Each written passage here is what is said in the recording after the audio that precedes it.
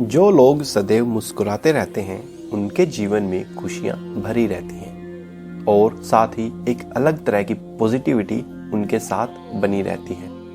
और आपने भी देखा होगा, जो लोग सदैव मुस्कुराते रहते हैं उनके आसपास के लोग भी बेहद खुश रहते हैं। और जब भी बात मुस्कान की आती है तो हमारे मन में एक ही नाम आता है और वो है श्री कृष्ण। उनकी मधुर मुस्कान। बाल्यकाल से ही श्री कृष्ण इतने आकर्षक थे कि सभी उनकी ओर खींचे चले आते थे। उनकी मुस्कुराहट इस खूबसूरती को अलौकिक बना देती थी। चाहे युद्ध का माहौल हो या आनंद का वातावरण या फिर कोई भी गंभीर परिस्थिति, वे हमेशा मुस्कुराते रहते। आगे बढ़ने से पहले अगर आपको यह वीडियो अच्छी लग रही है तो एक लाइक अवश्य करें। आपके एक लाइक से हमें मोटिवेशन मिलता है, जिससे हम ऐसे ही अलग अलग कंटेंट आपके लिए लेके आते रहेंगे। और इसके साथ ही अगर आप चैनल पे नए हो तो सब्सक्राइब अवश्य कीजिए, ताकि इसी तरह की कहानियां हम आपके लिए लेके आते रहें और आप कोई भी कहानी मिस न करें। हमें सदा मुस्कुराते रहना चाहिए, यह एक मानवीय गुण है।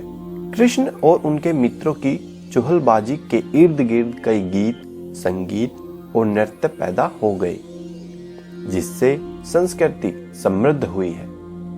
परंतु इन सभी घटनाओं के पीछे एक बड़ा कारण था, वह उनका बेहद खूबसूरत होना था।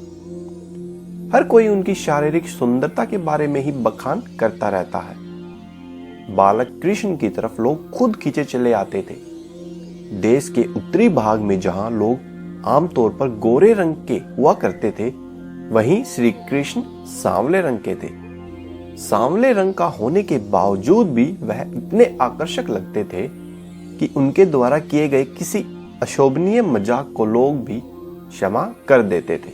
आज की एक दुखद वास्तविकता यह है कि दुनिया में रहने वाले कितने ही लोग ऐसे हैं जो 10 मिनट के लिए भी खुश नहीं रह सकते।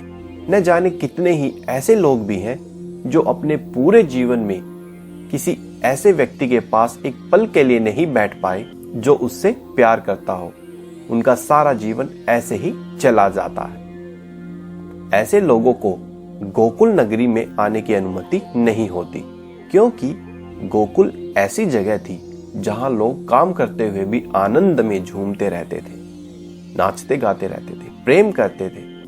बाल्यकाल से ही श्री कृष्ण ने अनेक गंभीर परिस्थितियों का सामना किया था। जैसा कि हम जानते हैं कि उनके जन्म से ही लोग उन्हें मारने का प्रयत्न करते रहते थे, फिर भी उन्होंने कभी इन सब की परवाह नहीं की। सबसे महत्वपूर्ण तथ्य यह था कि उन्होंने अपना पूरा जीवन आनंद, सुख और प्रेम से परिपूर्ण नृत्य की भांति व्यतीत किया। परिस्थिति अनुसार आवश्यकता पड़ने पर वह कठोर होते थे और जैसे ही वह परिस्थिति गुजर जाती, उनके चेहरे पर फिर से मुस्कान आ जाती थी। दुर्भाग्यवश लोग इसे उनका दैवीय गुण मानते थे, जबकि यह एक मानवीय गुण है। बालक के रूप में श्री कृष्ण ने अपने विभिन्न प्रकार के गुणों को प्रदर्शित किया है। जब वह 3 माह के थे, तब उनके गांव में पूर्णिमा पर्व मनाया जा रहा था, जो कि ग्रामीण संस्कृति का ही हिस्सा होता था। वैसे तो हर दिन एक त्योहार होता था, लेकिन पूर्णिमा का दिन इसका अच्छा बहाना था। दोपहर में सभी परिवार नदी किनारे एकत्रित होते थे, भोजन पकाते और सायंकाल को नृत्य भी करते थे।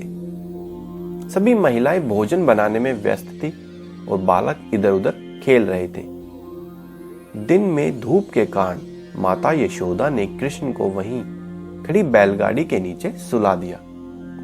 कुछ देर बाद जब वह उठे तो उन्होंने देखा कि उनकी ओर कोई ध्यान नहीं दे रहा।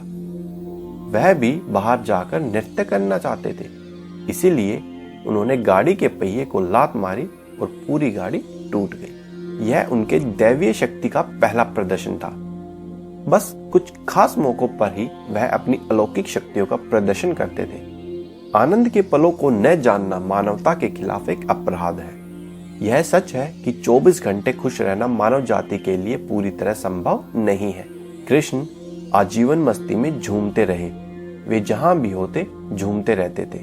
तो हमें भी जहां तक संभव हो खुश रहने की कोशिश करनी चाहिए।